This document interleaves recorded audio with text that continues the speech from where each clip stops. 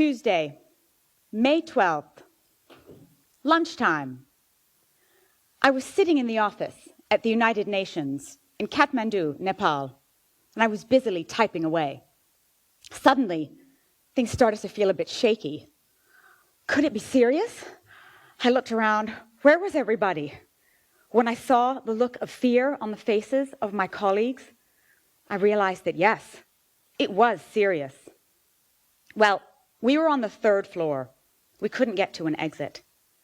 So we wobbled our way to a column that was in the center of the room. We hugged the column, we hugged each other, and we waited for the earth to stop growling. I heard colleagues praying in Nepali, and others saying, "No, not again, not again." And me, underneath the fear, I heard myself think, did I save that document I was working on? Who's going to look after my dog? Oh, I just made coffee. Will it spill? But more importantly, I remember wondering what Nepal was going to look like when the shaking stopped. You see, this shaking came just 2 weeks after that first big earthquake. The fear hadn't even subsided, and now another earthquake. More damage, more fear. Once you feel unsafe in a place, it's hard to ever feel safe there again. So, what was I doing in Nepal? Well, I went to Nepal to work. I work in humanitarian emergencies, conflicts, natural disasters, the world's messy stuff. And in the middle of that messy stuff, I work on preventing sexual violence. Or at least I'm trying to. Anyway, the thing is, after a war or a natural disaster, in the middle of all the chaos, all the things we count on to protect us and support us, law and order, systems, services, safety nets, all of those things are damaged and destroyed. So at those times, you'd think we all step up, stand up, stick together. Well, not really. At those times, sexual violence actually increases. So when we think the emergency is over, for women, the emergency is actually just beginning. And that's where my job comes in. I love my job, but I have to be honest. I think there is something fundamentally wrong with the world if ending sexual violence is a career rather than common sense. So how did I end up with this sort of career anyway? Well, let's start at the beginning. 300 years ago, in Palestine, my mother's side of the family was involved in a murder. So they moved towns, and then again, and eventually they left Palestine altogether, although the murder was irrelevant, had nothing to do with it. The thing is, they're Palestinian, so they're unfortunately still moving. A few hundred years later, my paternal grandfather got a job on a ship as a barber. He left Lebanon, landed in Senegal, and there he remained for 40 years. So we've been displaced from day one. My parents, they come from different countries and different religions. They met in Lebanon, where interfaith marriage actually is illegal. They married anyway. And then the Civil War started, so we didn't stay there very long. We were cornered by conflict and surrounded by injustice. Then there's me. I was born with a dislocated hip. In those days, the medical response was to put me in a body cast, ankles to neck. And there I remained, imprisoned in plaster for 1 whole year. When the cast finally came off, I couldn't wait to move. Needless to say, I've moved around a lot since then. I was born into conflict and displacement, and as a result, I guess I've always been comfortable in chaos. So, the thing is, working on sexual violence, I keep saying, people need to take it personally, because it is personal. There is something wrong with the world, like I've said, if there's a job for somebody like me. What we know is that 1 in 3 women and girls worldwide are going to experience some form of violence in their lifetime. And I came to know that because as we moved along, well, we left our little enclave in Lebanon, and we went first to Saudi Arabia, which is an interesting place to start thinking about gender issues. So I'm absorbing all of these messages, and then we went on to the States. And by the time we landed there, I well and truly had cultural whiplash. So many countries and conflicts were already behind me, I was confused. And there were so many that lay ahead, but I didn't know it at the time. So for me, my moment of awakening came in a high school class. That's where I learned about the different forms of violence against women. Foot binding, acid burning, child marriage. I wrote my first real research paper on female genital cutting. I was 14, a very grim little kid. The thing was, it made me so angry, I couldn't sleep. And it still makes me angry. It is the most pervasive human rights violation in the world. Every culture, every country, every society, every religion, every time period, right here, right now. Everywhere in the world, women are the ones who are more poor. They have less choice, less political voice, less mobility, less access to health care, less education, and they are more vulnerable to violence. There is no country that is immune. I have not heard of a country with a clean record yet, or I'd be living there. So how are we going to end this, you're all thinking? The thing is, we have to take it personally. In 2002, I moved to Afghanistan, where women said, "What is the point of discussing violence now, while our children have empty bellies?"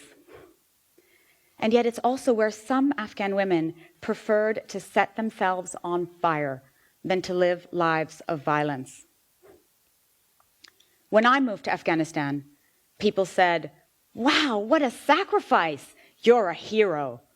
No, I am no hero, not me. The women there who fight, who survive, who persevere, those are the heroes, not me. But still, this isn't just Afghanistan. It's everywhere. And then I moved to Papua New Guinea, where domestic violence is so violent, women will show you their missing ear or the slash across their stomach from a bush knife. Where gang rapes, known as lineups, are so common. They are part of male bonding and recreation. Where even some police officers participate. They pick up women, sometimes young girls, on false accusations, bring them back to the station, and rape them, sometimes using glass bottles, and sometimes using their guns. Yes, the very people whose duty it is to protect. It makes me want to scream, or vomit, or both. Papua New Guinea, where women who have access to female condoms will wear them all the time, just in case they are raped. No one should have to be governed by that kind of fear. But it's not just Papua New Guinea. It's everywhere. Meanwhile, I'm trudging along country after country. With every country that I go to, I'm learning how to pack lighter, but my heart is what's getting so much heavier. And then I went to Haiti after the earthquake in 2010, where girls as young as 9 were being raped by packs of 11-year-old boys, where peacekeepers distributing food rations would offer a little extra to women who would do a little extra for them. Imagine, we actually have to tell peacekeepers not to sexually exploit those they are supposed to be helping. Why do we even have to say that?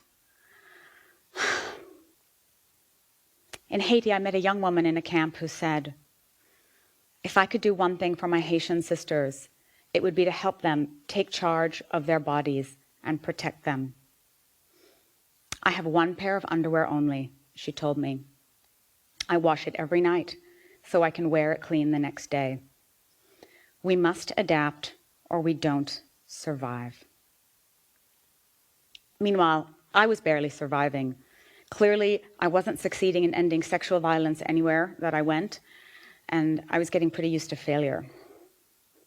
But we can't fail. We cannot fail. This isn't just Haiti. It's personal. Personally, I've wanted to quit a bazillion times, every day. But quitting is not going to make it go away. I've seen these things, and so I can't possibly unsee them. Let's be honest, every single one of us knows the experience of being afraid, and maybe even the experience of violence. Not just women, everyone. The form is different, the context is different, but how it makes us feel, that's the same.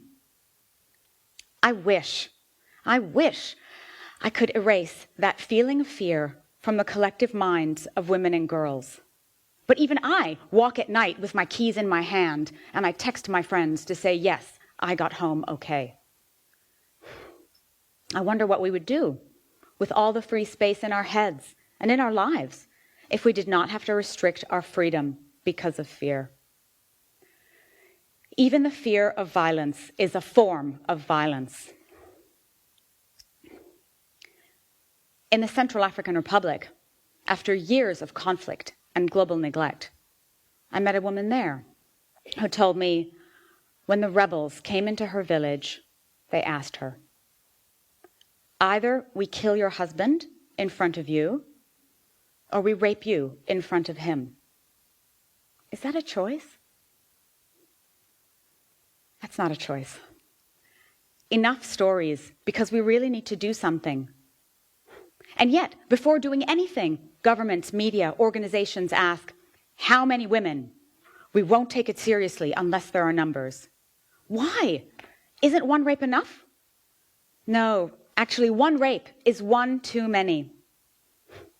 Sexual violence is underreported everywhere. Yes, even here. So any numbers that we do have are going to continue to underrepresent the reality.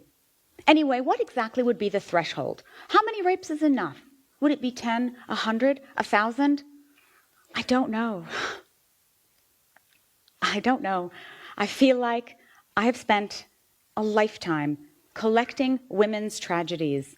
The more I heard, the more I saw, the more I did, the less I wanted to share, and the angrier I became. And I was angry with all of us. Why do we need numbers and gory stories in order to understand, in order to act? We can't dismiss this. It's not other women over there. It's 1 in 3. Look around this room. It's all of us. We're all affected, and so we are all responsible. In the US, after Hurricane Katrina, sexual violence increased so much that emergency services had to turn women away because they could not help them all. And education clearly is no longer safe for women because sports teams can rape with impunity. And rape culture, where sexual violence is normalized, accepted, treated as inevitable, and the survivor is the guilty one. Where were you going? What were you wearing? Why were you drinking? That sounds like an emergency to me. And that brings us back to Nepal. I arrived in Nepal a few days after that first big earthquake. And there, I met women who were sleeping outside because their homes were destroyed. And they said, we don't go get food. We don't go to the toilet. There are men here we don't know. We are afraid to move. We do not feel safe. I don't think that we need to experience violence in order to understand how much it restricts women's choice, space, and freedom. And yet I have to argue, even with colleagues, about whether preventing sexual violence is considered life-saving or not. We have to prioritize shelter, food, health, they say. Yes, we do. But ask any woman what she would prefer. If given the choice, if it came down to it, ask her. Would she prefer a full belly or bodily integrity? Ask her and what she says, because I, for one, would prefer to go hungry and to not be raped. And if that argument doesn't work, I don't know what will. I know that I have committed to a challenge that I cannot possibly achieve in my lifetime. And I won't give up, but I am getting so tired. But then, Tuesday, May 12th, the day of that second earthquake in Nepal, I was walking to the office. It was 5 a.m. I was thinking of this speech, of what I could say, of what might be meaningful to you. And as I walked, I was taking pictures of the street art, some of which even showed scenes of that first earthquake, just 2 weeks earlier, along with messages of survival and resilience. It was very powerful. And that's when I saw it. A message in spray paint that captured what I want to say to you and what I want to say to myself, actually, every time I feel discouraged. And that's every day. Start where you stand. That's what the wall said to me, in all its spray painty splendor. Start where you stand. Well, I learned later, this is the title of a poem by Burton Braley. I don't know if my Nepali street artist had read it. But no matter, because today it's ours, we're going to take it, we're going to use it. But the thing is, what happens if we don't start where we stand? Well, then we're accepting this. We are accepting that 1 in 3 women will continue to experience violence. And this, I do not accept. We might not see the results in our lifetime, but it is still worth a fight. We all stand here every day, all the time, at the center of our own little red circle. Maybe we should commit to making our own circles safe for women. 1 circle? Maybe that isn't much. All of our circles put together, that could be something. Because the earthquakes won't stop, and the wars won't stop. But sexual violence, it will stop if we start right now and right here where we stand. Thank you.